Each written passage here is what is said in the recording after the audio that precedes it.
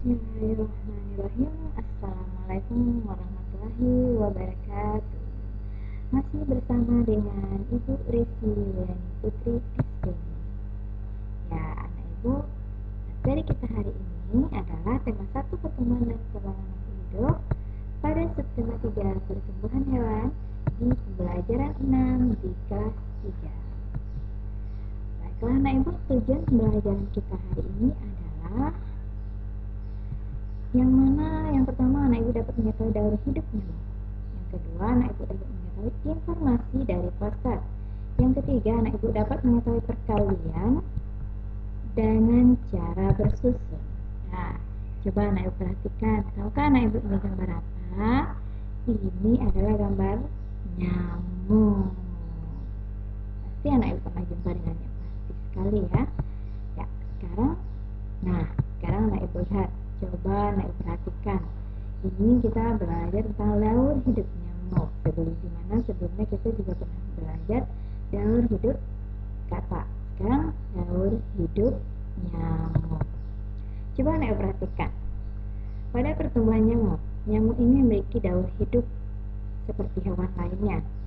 Daur hidup nyamuk dimulai dari telur. Nyamuk dimulai dari telur. Telur nyamuk berada di atas air ketika sudah menetas. Telur menjadi jentik-jentik. Lalu telur ini menjadi jentik-jentik dan jentik itu akan berubah menjadi sebuah pupa. Setelah berapa waktu, pupa itu akan menjadi nyamuk. Nah, dari telur akan menjadi jentik-jentik. Anak ibu sering kan melihat misalnya atau air yang sudah lama dalam bak itu akan ada jentik-jentiknya apabila tidak dibersihkan juga. Itu akan ada jentik-jentiknya dan lama-lama dia akan menjadi sebuah pupa. Dan pupa itu lama-lama juga akan menjadi nyamuk dewasa. Itu ya nak ya. Dah, sekarang tahapan perkembangan nyamuk ini berlangsung cepat dan terjadi pada media air.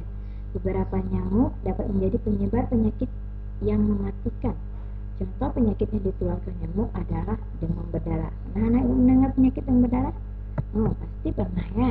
Penyakit demam berdarah ini dapat mengakibatkan kematian.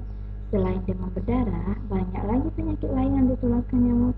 Salah satunya penyebab utamanya nyamuk adalah banyaknya genangan air.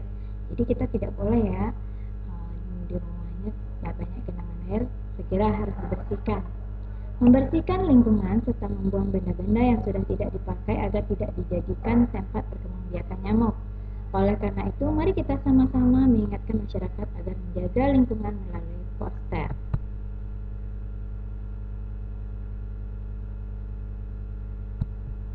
Ya, ayo kita berlatih membuat sebuah poster ya anak ibu ya.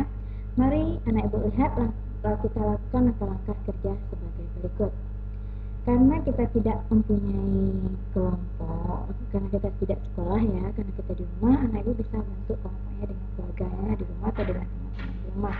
Yang pertama sekali adalah membentuk kelompok yang terdiri di atas 5 orang. Anak ibu bisa dengan keluarga atau dengan teman-temannya. Yang kedua, anak ibu bisa kita diskusikan bersama kelompok informasi atau pesan yang akan disampaikan melalui poster dan diskusikan juga masalah pembagian tugasnya. Yang ketiga, informasi yang disampaikan diantaranya yang pertama, gambar daur hidup nyamuk. Yang kedua, jenis nyamuk dan bahayanya. Yang ketiga, cara pencegahan perkembangbiakan nyamuk.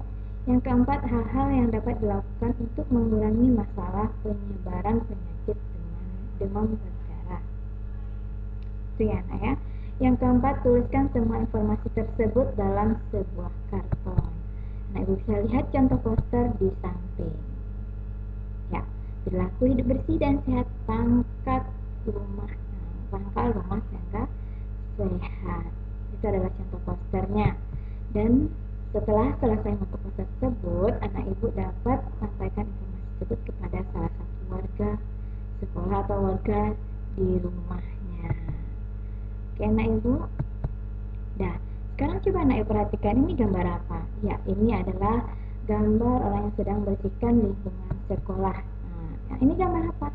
Ya, ini adalah gambar orang yang bersihkan lingkungan masyarakat. Nah, Tapi ini adalah gambar orang yang sedang bersihkan di tepi jalan raya seperti selokan ya Anak Ibu ya. Kita bisa lihat mereka sedang bersihkan selokan. Ya. Di mana menjaga kebersihan lingkungan adalah tugas kita semua. Kita harus selalu mengingatkan untuk selalu menjaga kebersihan lingkungan. Menjaga kebersihan lingkungan perlu dilakukan agar dapat hidup nyaman dan sehat. Namun, menyampaikan pesan harus dilakukan dengan sikap yang baik dan bahasa yang santun. Nyamuk senang tinggal di air yang tergenang. Nyamuk berkembang biak di media air. Sekali bertelur, nyamuk bisa menghasilkan ratusan telur. Jagalah lingkungan dan penampungan air di sekitarmu agar tidak dijadikan tempat berkembang biak nyamuk. Jagalah selalu kebersihan lingkunganmu untuk menjaga kesehatanmu. Jadi ini ada contoh gambarnya yang tinggal di air yang tergenang. Warga yang tinggal di air tergenang pasti banyak nyamuk di rumahnya ya.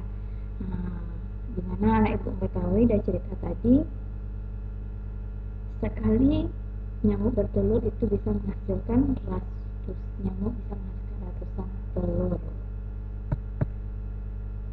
Nah, dari contoh tadi, dari gambar tadi tersebut yang tergenang air tadi, maka akan bisa dapat menimbulkan sebuah penyakit.